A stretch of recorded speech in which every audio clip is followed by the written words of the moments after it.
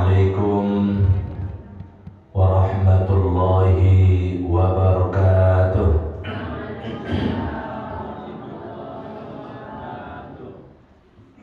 Alhamdulillahi rabbil alamin, wa bihi nasta'in ala umuri dunya waddin.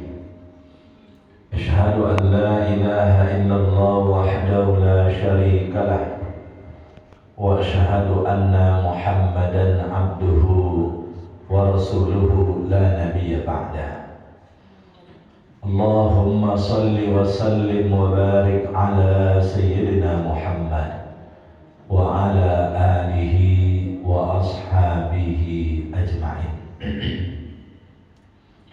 Rabbi syrah li sadri wa yassir li amri wahlul 'uqdatam min lisani yafqahu qawli. Raditu billahi rabba wa bil islami dina wa bi Muhammadin nabiyya wa rasula wa bil qur'ani imama. Syukur alhamdulillahi rabbil alamin. Kemudian salawat dan salam kepada Rasulullah sallallahu alaihi wasallam. Allahumma salli wa sallim wa barik ala sayyidina Muhammad wa ala ali sayyidina Muhammad. Para orang tua kami, kaum bapak, kaum ibu, hadirin wal hadirat rahimakumullah. Pada kesempatan ba'da subuh ini menjelang masuknya waktu syuruk, sedikit kajian disampaikan kepada kita, mengajak kita untuk lebih mendalami tentang amaliyah batiniyah dari ibadah sholat, agar sholat kita menjadi sholat yang bermutu. Bapak Ibu sekalian, sholat adalah identitas keimanan dan keislaman kita. Karena Rasul bersabda, bainal mu'mini wal kufri tarkus sholat. Pembeda antara orang beriman dengan orang kafir adalah meninggalkan sholat. Di dalam hadis lain dikatakan oleh Rasul, inilah hadis yang menjadi dasar penetapan tentang rukun Islam yang 5. Kata Rasul, bunyal Islam ala khamsin. Islam itu dibina atau dibangun dengan 5 perkara. Syahadati an la ilaha illallah wa anna Muhammad Rasulullah. Pertama, kesaksian bahwa tidak ada Tuhan kecuali Allah dan Nabi Muhammad adalah Rasul atau utusan Allah.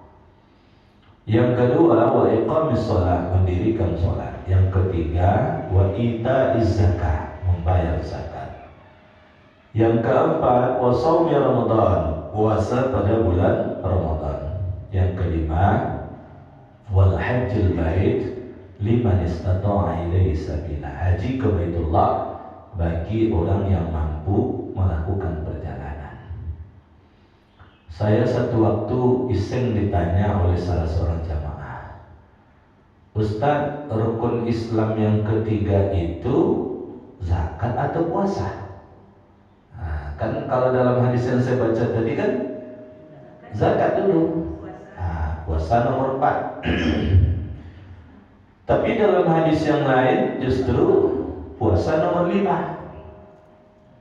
Dalam hadis yang lain puasa nomor 3. Nah, jadi maka sesungguhnya Rasul tidak membedakan semua itu, semuanya sama. Jadi tidak bisa dibandingkan puasa itu lebih utama daripada zakat atau zakat lebih utama daripada puasa. Sama saja, dia dimensinya sedikit berbeda. Kalau puasa kan sifatnya ibadah fardiyah, ibadah pribadi. Zakat lebih banyak konotasinya bukan sekedar pribadi tapi lebih ke sosial. Maka belakangan Pak Bu, saya coba untuk mendekati dengan pendekatan Al-Quran.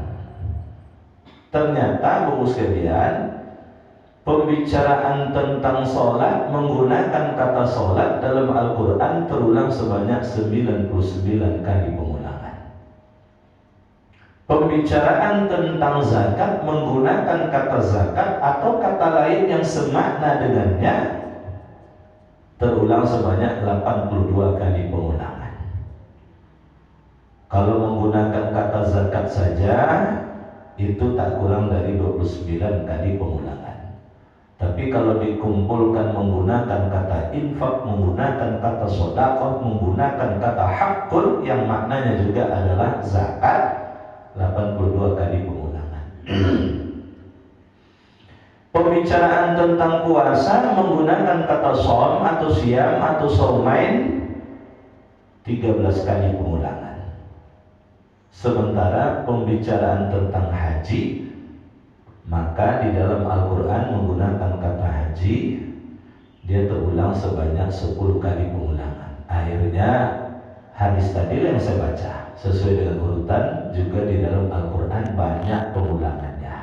Paling banyak adalah sholat, yang kedua zakat, yang ketiga puasa, baru yang keempat haji. Nah, Bapak Ibu hadirin wal hadirat rahimakumullah. Maka dalam hadis lain dikatakan oleh Rasul, dan hadis ini barangkali sudah populer, cuman kita ngambil di pangkalnya saja, tak sampai ke ujung kadang-kala. As-salatu imaduddin, salat itu adalah tiang agama. Lanjutannya itu faman aqamaha faqad aqamad-din wa man tarakaha faqad hadamad-din. Siapa yang mendirikan salat berarti dia mendirikan bangunan agamanya. Siapa yang meninggalkan salat berarti dia meruntuhkan bangunan agamanya. Nah, maka wajar dalam hadis lain dikatakan nanti di akhirat hal pertama yang dihisab itu adalah salat. Jadi tidak haji duluan atau zakat atau puasa, tapi ibaratnya passwordnya, kalau zaman sekarang di dunia digital sekarang ini Pak Bu, passwordnya untuk membuka aplikasi akhirat itu adalah sholat. Jadi kalau tidak ada passwordnya ya tidak bisa dibuka semuanya. Ini misalnya database gudang amal. Gudang amal itu Pak Bu bisa dibuka dengan password, kata kunci. Nah, kata kuncinya itu ternyata sholat. Jadi baru dikaji amal-amal semuanya itu Pak Bu, kalau sholatnya ada. Kalau sholatnya tidak ada, tidak dibuka. Hebat bakti pada orang tua, hebat dengan tetangga, pandai berkawan, kan bagus tuh Pak Bu. Tapi dia tidak sholat, tidak jadi hitungan. Nah, maka Bapak sekalian, oleh sebab itu kita benahi sholat kita. Sholat yang bermutu dan berkualitas itu sesungguhnya ditentukan oleh 3 hal. Yang pertama adalah niat. Maka perbaiki keikhlasan dari niat kita. Yang kedua adalah khusyuk. Khusyuk dalam mendirikan sholat. Yang ketiga adalah berjamaah. Jadi kalau tak berjamaah, tak bermutu sholat kita. Dari angka-angka hitungan matematika akhiratnya saja sudah jelas tuh Pak Bu. Sholat sendiri dapat 1, sholat berjamaah dapat 27 atau 25 Pak Bu? 27. Dalam hadis lain 25. Kalau dalam Sahih Bukhari justru ditemukan 25. Tapi dalam kitab-kitab Sunan 27. Nah, kita tak pertentangkan 2 hal itu, Allah yang paling tahu cara hitungnya. Nah, dalam urusan matematika dunia orang tidak ada masalah tahu. Dionggokkan sini 27 juta, dionggokkan sini 1 juta tahu. Suruh milih. Kira-kira milih 1 juta atau 27 juta tahu? 27. Malah ada orang jadi suruh pilih Ustaz, untuk kami jelas adonyo katanya. Jadi 28 juta dapat katanya. Nah, tapi tiba urusan matematika akhirat, ini 27, ini satu. Yang cik gue aja pilih. Yang satu ini juga pilih. Artinya bisa dia sesungguhnya sholat berjamaah, tapi dia sholat sendiri. Dia merasa sepi di tengah keramaian. Saking pentingnya sholat berjamaah itu Pak Bu, satu waktu seorang sahabat terlambat. Orang sudah selesai sholat, dia tiba di masjid. Rasul perintah itu Pak Bu, yang paling dekat dengannya, temani dia sholat berjamaah. Jadi artinya Pak Bu, kalau kita selesai sholat berjamaah, lalu kemudian ada teman kita terlambat, kita ulang sholat kita dalam rangka supaya teman kita ini bisa mendapatkan pahala berjamaah, itu sudah diajarkan oleh Rasulullah. Sebegitu pentingnya. Saya membaca buku-buku tasawuf Pak Bu, ada ahli ibadah itu bukan disebabkan karena kesengajaan, tapi karena tak sengaja, sehingga akhirnya dia tak tertinggal sholat berjamaah, sholat asar. Lalu Pak Bu, sebagai hukuman pada dirinya agar dia pun dalam anggapannya dapat 27 derajat tersebut, dia lakukan sholat asar itu sebanyak 27 kali. Sehingga begitu selesai sholat asar 27 kali itu, tak lama setelah itu masuklah waktu maghrib. Begitu dia rasa merugi ketika tertinggal sholat berjamaah. Nah Bapak Ibu sekalian, dalam sholat kita tidak pungkiri Pak Bu, di dalamnya ada zikir. Kita mulai sholat saja Allahu Akbar, ada zikir itu. Di dalamnya ada bacaan ayat-ayat Al-Quran, mulai dari surah Al-Fatihah sampai ayat-ayat yang lain. Di dalamnya kita akan melafalkan kalimat-kalimat doa. Di dalamnya kita berdiri, ruku, i'tidal, sujud, duduk, baik duduk antara dua sujud, duduk tahiyat awal, duduk tahiyat akhir. Itu secara zahir Pak. Tapi seringkali orang melupakan ada amalia-amalia batiniah dari sholat tersebut yang menyebabkan sholat itu sangat bermutu. Sangat bermutu. Apa saja amalia batiniah dari ibadah sholat agar sholat kita bermutu? Yang pertama adalah hudurul qalbi, hadirnya hati dalam sholat. Itu sebabnya Pak Bu, segala pembicaraan dan segala perbuatan yang sebelum sholat itu harus dilupakan. Jangan sampai ketika sholat masih terbawa juga apa yang kita ucap, apa yang kita lakukan sebelum sholat. Jadi sedapat mungkin itu dibersihkan, konsentrasi, hadirkan hati. Kalau tidak hadir hati Pak Bu, nanti entah kemana-mana perginya. Maka ada guyonan orang, tapi jangan dijadikan amalan Pak Bu. Kalau ada yang terlupa, kok sholat tak konang do ya. Kok ada yang hilang, aku sholat, artinya itu di mana hilangnya. Tapi jangan pula sengaja aku sholat mengingat apa yang terlupa, atau sengaja aku sholat mencari yang hilang. Tidak ada sholat macam itu Pak Bu. Dek banyak topik suruh piti ibu-ibu, ibu-ibu banyak topik suruh piti Pak. Ya, kadang lebih belanja menyambilnya asurok siko, lebih pula bekok asurok resiko. Tidak sengaja Pak, supaya kemudian bekok suatu waktu tahu. Terlupa di mana lah piti lebih belanja tadi ya. Ada terkonang mah. Sedang sholat terkonang tuh. Tapi tidak ada masih kok masuk ke topik lain ya. Ingat tuh Pak Bu. Ya, jadi Bapak Ibu sekalian, maka hadirkan hati.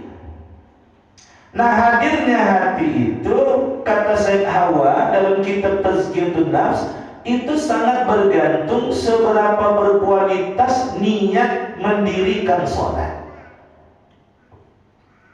Maka Bapak sekalian, semakin bagus niatnya. Misalnya kalau orang niatnya itu karena takut, ini waktu udah masuk, kalau saya tak sholat nanti Allah marah, Allah murka. Sementara kita dalam keadaan terlalu letih, itu Pak Bu, ketika sholat itu hanya sekedar menyelesaikan kewajiban. Kalau hanya sekedar itu Pak Bu, ngantuk menghampiri kita. Kadang-kala sambil sholat itu menggerutu juga. Imam goyana, sudahlah panjang ayat mendayu-dayu lu nih. Nah, mendayu-dayu tahu Pak Bu? Nah, satu waktu saya pulang tarawih, istri saya sepanjang jalan mengomel-ngomel dia, Imam tuh lah mendayu-dayu ina otoina nih macu deh jo, lama aja selesai. Ina otoina memang ina otoina macu, tapi dia mendayu-dayu dia pendek ayatnya supaya seimbang pula dengan yang sebelumnya kan panjang. Diirama-iramakan dia Pak Bu. Onde-onde ya. Kata saya, Rasul tak lama do ina otoina tiba ayatnya. Jadi boleh jadi karena persoalan tadi Pak Bu terlalu letih. Dia ibu-ibu ini kan letih kalau bulan Ramadan nih Pak. Mana yang rajin kerojo, mana yang enggak aja dong. Mana yang rajin kerja ibu-ibu ini kan, kita bapak-bapak sudah tidur, dia belum tidur. Kita bapak belum bangun, dia sudah bangun. Pagi hari kita sangka dia bisa tidur, enggak, ngurus rumah pula lagi, ngurus anak lagi. Kadang-kadang pagi-pagi itu bapaknya tidur di rumah, ibu-ibu itu kan antar anak. Itulah dia banyak pikiran ibu, kadang dia koneknya lampu saya ke kanannya belok kiri.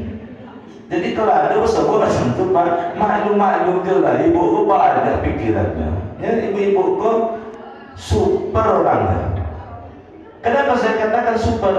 Bapak-bapak enggak bisa Bu. Kalau dalam satu waktu melakukan 2 sampai 3 pekerjaan bapak enggak bisa. Kalau sedang nonton TV, nonton bola, Pak Bu, suruh aku bang sambil bang ko deket ayo go buka kacang tujin go, aku ada buat kacang tujin go katanya, buka lah, hanya berkuliah baru. Nggak mungkin dia nonton TV betul-betul Pak Bu, buat kacang, nah do ibu jadi bisa dia. Dia nyusulkan anak, lalu kemudian nyuci ya jo, masak ya jo. 3 sekali nyapu kadang ya jo. Jadi kok ada angu yang wis ketek masakan ibu tuh Pak, maklum je lah. Kadang sekali kerojo tuh 5 di kerojo deh no. Nyuci, nyapu, masak, ngomel anak ya jo. Kadang setrika jalan jo, kok masak jo. Kalau apa-apa dari sana dulu. Dia suruh rojo tuh kok boleh lah kalau cuci mobil sambil nyuci mobil tuh sapu-sapu seketek banget ya. Ada tuh dong. Jadi Bapak Ibu sekalian, makanya kadang-kadang karena godaan-godaan seperti itu Pak, dan terlalu letih, terlalu gerah, terlalu capek, terlalu ngantuk, itu bisa mempengaruhi niat. Nah sementara kekhusyukan tersebut, hadirnya hati tersebut itu sangat bergantung pada niat. Nah oleh sebab itu niatnya itu ditingkatkan, bukan sekedar kewajiban saja harus diselesaikan.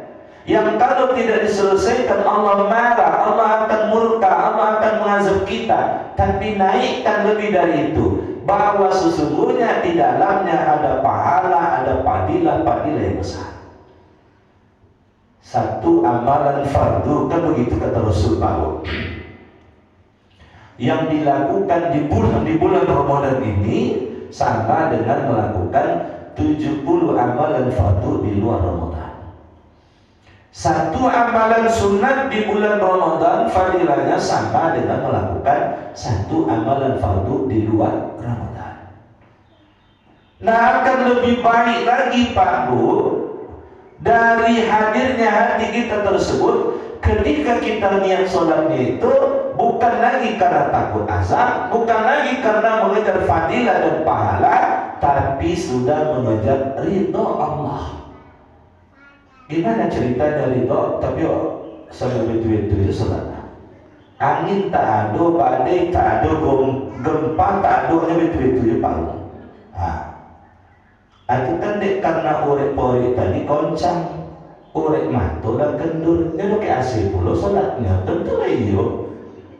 Baca imam tadi mendayu, badannya lah mendayu pula ngikut irama imam tadi. Kalau sempat tu wajib tu Pak Abu atau Mang masuk dah. Jadi Pak Abu ada seorang imam dari masjid di Basrah, ini dikisahkan Pak Abu pada masa dinasti Abbasiyah. Saking khusyuknya dia sholat, gempa roboh bagian masjid sebelah ke sudut kanan, tidak tahu olehnya. Dia asli sholat.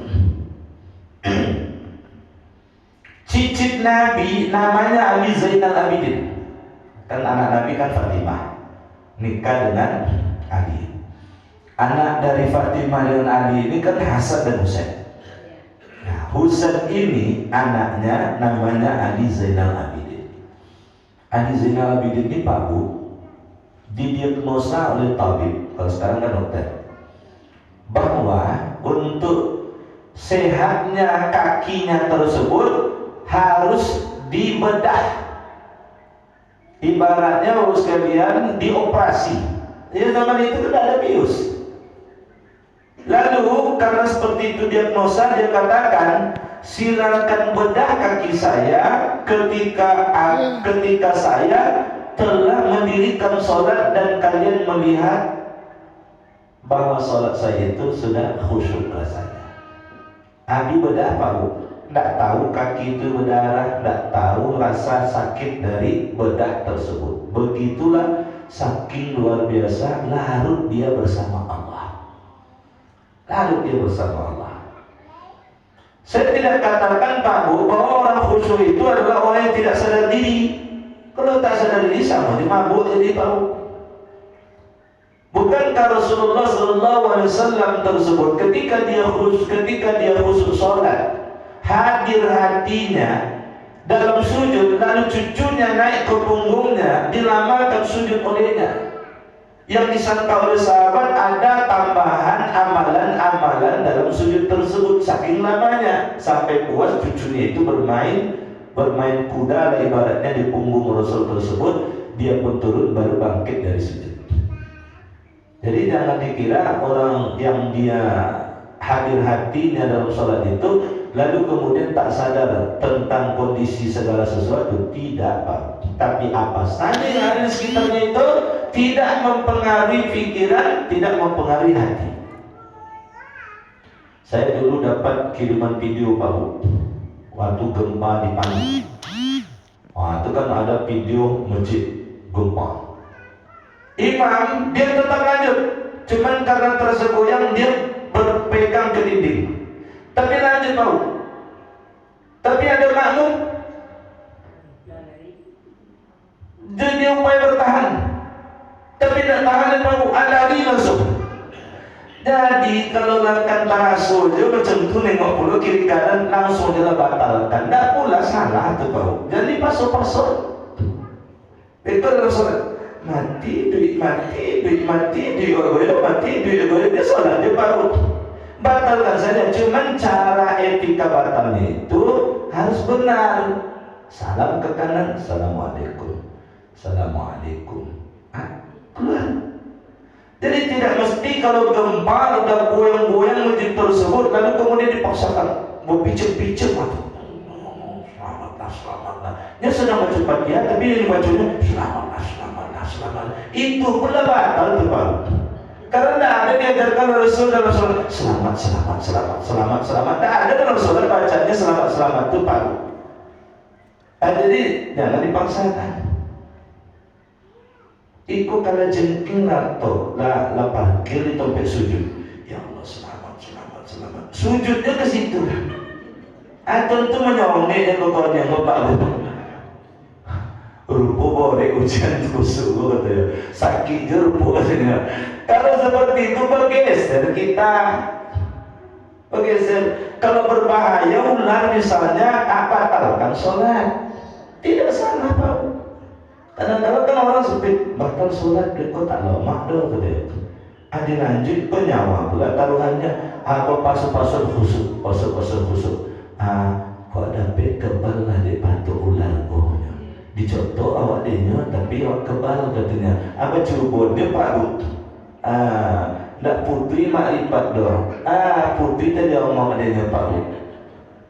Bapak Ibu sekalian, maka level-level tertentu mungkin dalam hal seperti itu tidak ada masalah baginya Pak Bu. Bapak Ibu hadirin wal hadirat rahimakumullah. Maka poin pertama itu adalah hudurul qalbi, hadirkan hati. Jangan sampai hati tidak hadir. Dan itu sangat bergantung seberapa bagus kualitas keikhlasan kita. Yang kedua adalah tafahum. Pemahaman terhadap sholat itu diperbaiki.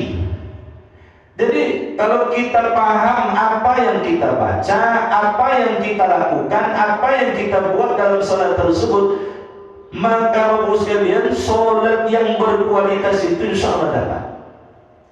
Kalau bahasanya khusyuk, khusyuk itu akan dapat. Apa hakikat misalnya ketika kita mulai sholat dengan kalimat Allahu Akbar?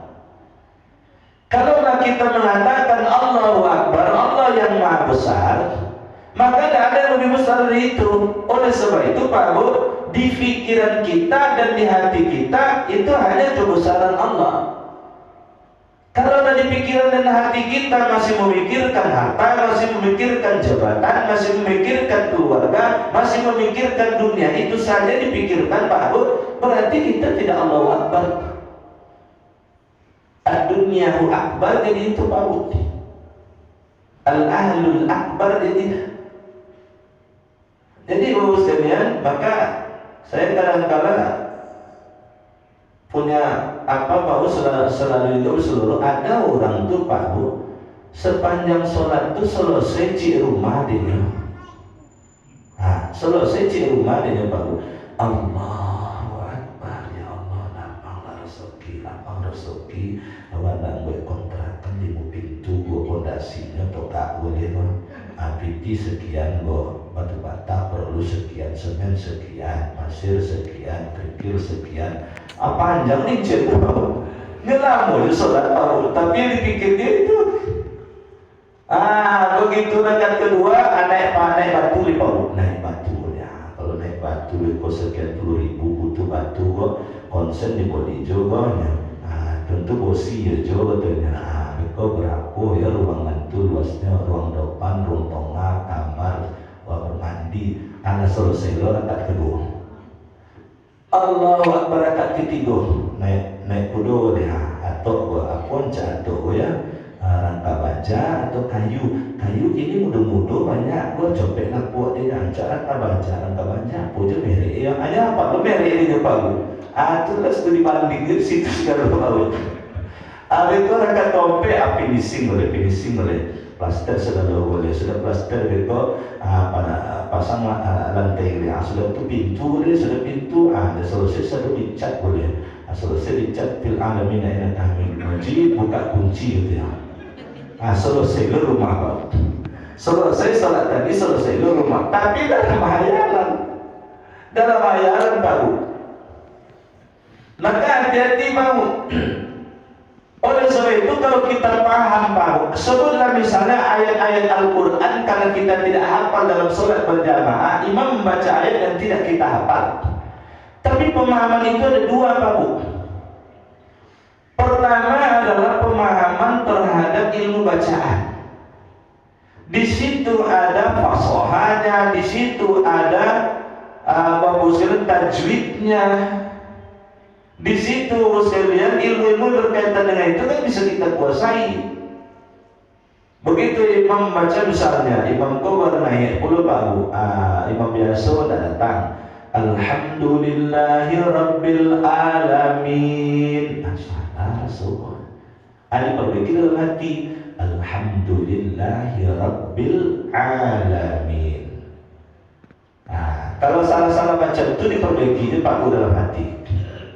Tapi kalau salahnya itu loncat ayat atau berpindah surat misalnya, wal asri innal insana lafi khusr illa alladhina amanu wa 'amilus salihati falahum ajrun ghairu mamnun fama yukadzibuka ba'd. Iku lo baru notin lo beda dari 3 ayat ya. Berarti kan loncat ayat dari al-asri ke surat at-tin atau ditegur ke baru. Tapi kalau salahnya itu salah-salah makharijul huruf, panjang pendek, itu diperbaiki dalam hati. Ya ada jemaah tahu, tapi tidak di sini. Begitu buka pintu siapa jadi imam? Patuh, baliklah kau ni kata, balik ni kamu. Nyampak tu makharijul huruf ini tidak topek. Dia lebih tepat, tapi suka terlambat. Mestinya kalau dia yang lebih fasih, dia lebih cepat. Sehingga akhirnya paham. Makanya topik itu ijajul jilatil ardu jiljala. Adiknya, jilnya satu adiknya. Nah, dozal, dozai adiknya dia. Ya memang lidahnya seperti itu namanya adalah lita'azzur. Karena uzur. Sejak kecil dulu dia nak belajar ngaji zaman bergolak. Tidak aman, tidak ada tempat belajar mengaji. Ketika dia remaja sedang berjuang hidup, sehingga lebih banyak waktunya adalah mencari nafkah untuk bisa hidup, bukan untuk cari kaya. Setelah tumbuh dewasa, sudah bagus ekonominya, baru berubah babu, tobat dia, digantinya sholat-sholat yang tinggal dulu, berangkat haji dia, sholat tidak pernah tinggal, datang sholat